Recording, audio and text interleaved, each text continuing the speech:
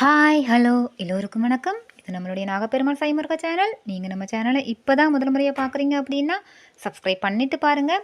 ஏற்கனவே பார்க்குற ஃப்ரெண்ட்ஸ் நீங்களுமே இன்னுமே நம்ம சேனலை சப்ஸ்கிரைப் பண்ணாமல் பார்த்துக்கிட்டு இருக்கீங்க. ப்ளீஸ் நீங்களும் நம்ம சேனலை சப்ஸ்கிரைப் பண்ணிவிட்டு பாருங்கள்.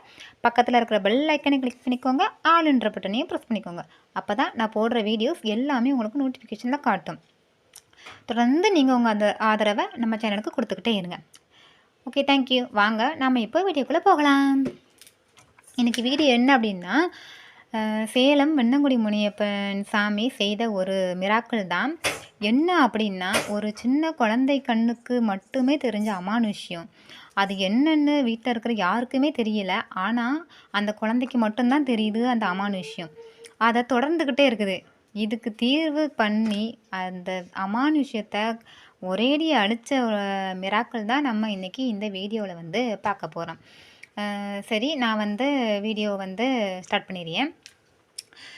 அந்த குழந்தைக்கு வந்து 2 வயசு இருக்கும் அப்படின்னு சொன்னாங்க அந்த டைமில். அப்போ வந்து 2 வயசு இந்த குழந்தைக்கு. இப்போ வந்து குழந்தைக்கு 4-4.5 வயசு ஆயிடுச்சு.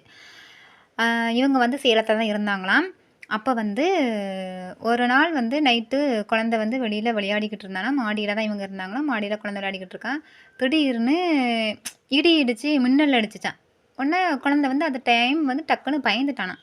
பயந்த உடனே அம்மா அந்த டைமில் குழந்தை பயந்துக்கிட்டே ஒரு வார்த்தை சொல்லி அழுதுகிட்டு வாராங்கிருந்து. அதில் இவங்க என்னடானு இவங்க சுற்றி சுற்றி பார்க்காங்களாம், ஒன்றுமே இல்லையா. ஆனால் அந்த செகண்ட் குழந்தைய அவங்க தொட்டப்போ குழந்தைக்கு அவ்வளோ ஜுரம். ஒரு செகண்டில் குழந்தைக்கு ஜுரம் வந்துடுச்சு. இவங்களுக்கு சரி குழந்தை பயந்துட்டா, மின்னல் திடீர்னு மின்னதில் பயந்துட்டான் போல் குழந்தை அப்படின்னு சொல்லி இவங்க வந்து மருந்து கொடுத்தலான்னு சொல்லி வீட்டுக்குள்ளே கூட்டிகிட்டு போயிட்டாங்க. வீட்டுக்குள்ளே மருந்து கொடுத்துருக்குறாங்க. குழந்தைக்கு ஜுரம் வந்து குறையவே மாட்டேங்குது, எதுக்குன்னு தெரியல.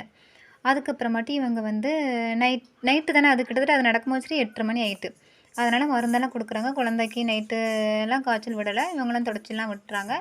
அப்போவே இவங்க யோசிக்கிறாங்க, குழந்தை எதையை பார்த்து பயந்தான். அப்போ பயந்தானா நம்ம எங்கேயாவது இதை மந்திரிக்க கூட்டிகிட்டு போகலாம், தாயத்து கட்டலாம் அப்படின்னு சொல்லி தான் இவங்க யோசிச்சிருக்காங்க. அவங்க ஹஸ்பண்டுக்கிட்டே அவங்க சொல்லிட்டாங்க. சரி, அப்போ வந்து நாளைக்கு போய் பாடம் போட்டுடலாம் குழந்தைக்கு அப்படின்னு சொல்லி இவங்க வந்து அங்கே போகிறாங்க. பாடம் போடுற இடத்துல போய் பாடம் போட்டாச்சு. அங்கே எலுமிச்சம்பழம் வாங்கி 2 நாள் சுற்றி போடணும்னு சொல்லி அவங்க வாங்கிட்டு வந்திருக்குறாங்க. ஆனால் இதில் எந்த விதமான மாற்றமும் இல்லை. குழந்தை வந்து முன்ன இருந்ததை விட ஆக்டிவாக இல்லை. அவன் விளையாடவே மாட்டேங்கிறான், ரொம்ப பயப்படுறான். அவங்க அம்மாவை இறுக பிடிச்சிக்கிறான், நவ்வளவே மாட்டேங்கிறான். இல்லைன்னா குழந்தை ஃப்ரீயாக விளையாடுவான், ஒரு நேரம் கூட வீட்டில் இருக்க மாட்டான், ஃபுல்லாக சுற்றி சுற்றி விளையாடுவான் மாடியிலேயே.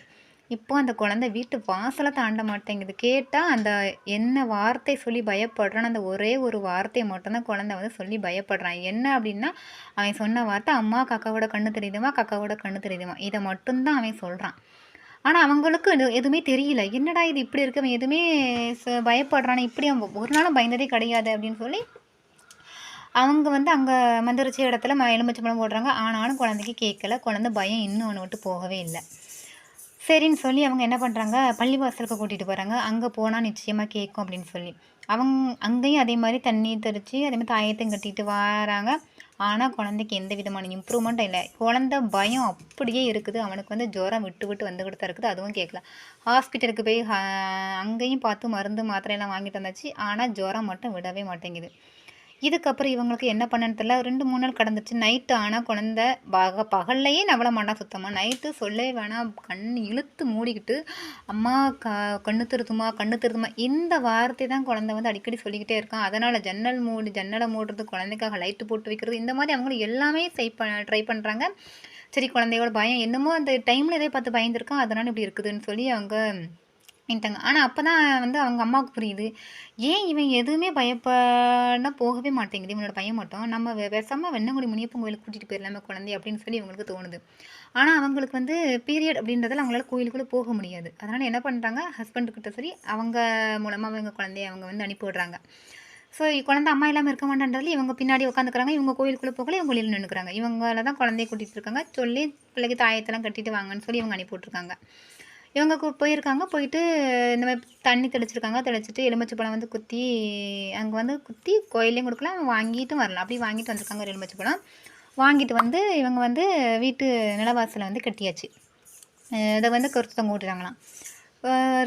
ஒரு நாள் 2 நாள் இப்படி குழந்தை கொஞ்சமாக பயம் கொஞ்சம் போகுது. குழந்தை வந்து நார்மல் ஆகிறான். குழந்தை நல்லாவே இப்போ ஆக்டிவ் ஆகிட்டான், காய்ச்சல் விட்டுடுச்சு, எல்லாமே சரியாயிடுச்சு, நல்லாவே விளையாடுறான்.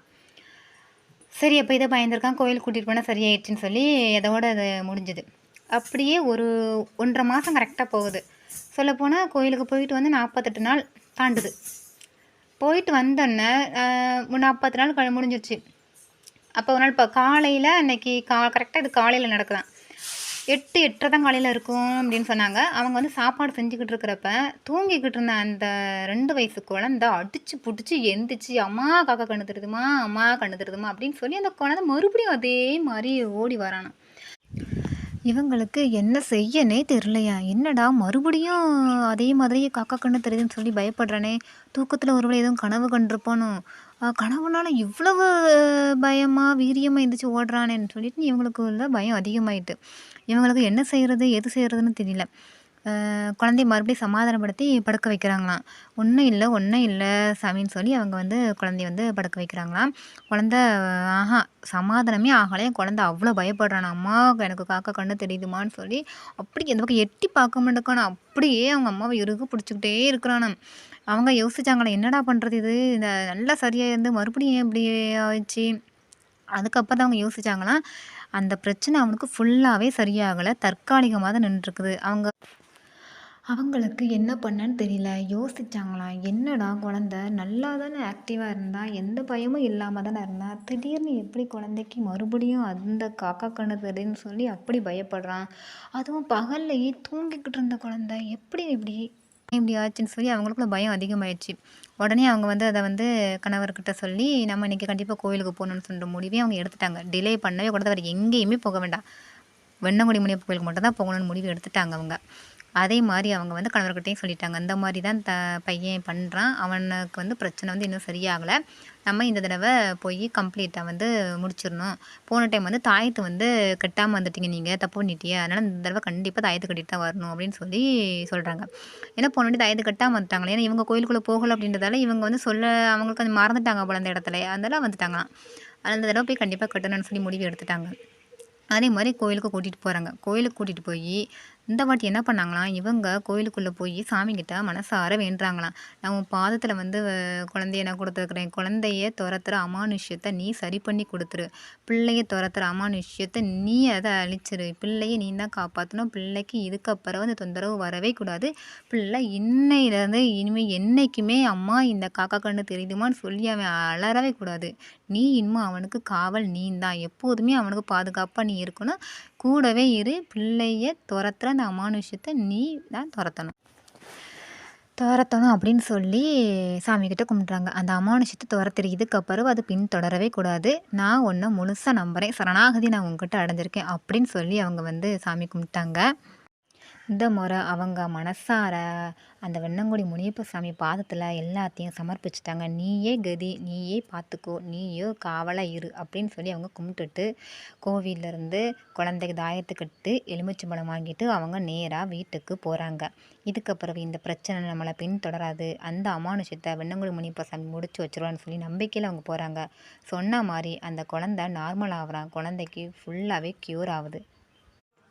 உண்மையாகவே குழந்தைக்கு கம்ப்ளீட்டாக ஃபுல்லாக க்யூர் ஆனதுக்கு காரணம் வெண்ணங்குடி முனியப்ப சாமி தான் அப்படின்னு சொல்லி அவங்க ரொம்ப சந்தோஷப்பட்டாங்க. ஆமாங்க, அவங்க நம்பிக்கையோட பக்தியோட போய் அந்த முனியப்பன் காலிலே விழுந்துட்டாங்க. அதுக்கு கிடைச்ச பரிசு குழந்தை நல்லாவே க்யூர் ஆகிட்டான். ஓகே ஃப்ரெண்ட்ஸ், உங்களுக்கு இந்த வீடியோ பிடிச்சிருந்துச்சுன்னா லைக் பண்ணிக்கோங்க, மறக்காமல் உங்கள் ஃப்ரெண்ட்ஸ் ஃபேமிலிக்கும் ஷேர் பண்ணுங்கள். Okay bye.